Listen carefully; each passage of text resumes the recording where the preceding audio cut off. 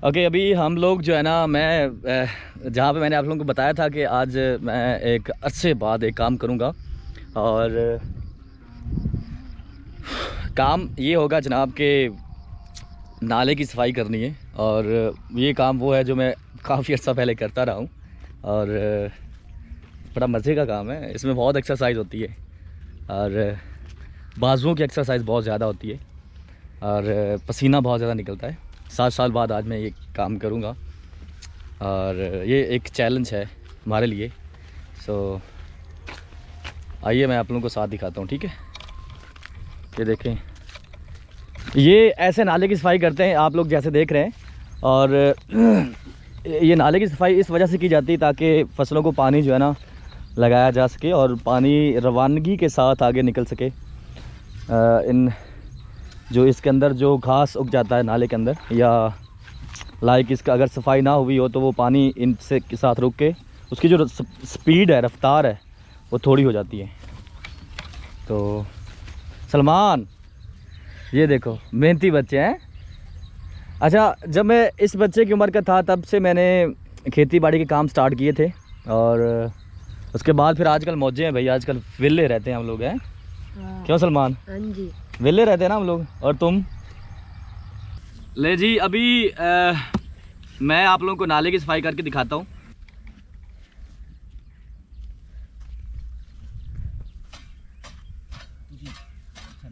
मिट्टी से ना लो, मिट्टी रखनी है। हाँ, इतना ले आइयो। मुझे गंदा जैसे तेरी जरूरत पड़े ले जा मेरे को। गंदा नु लगता है ना परू केड़ा गंदा पानी। हाँ सही है।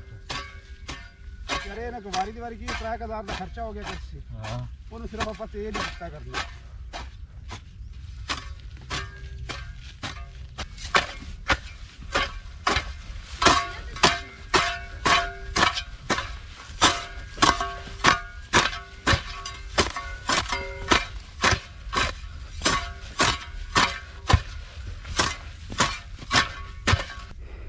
थोड़ी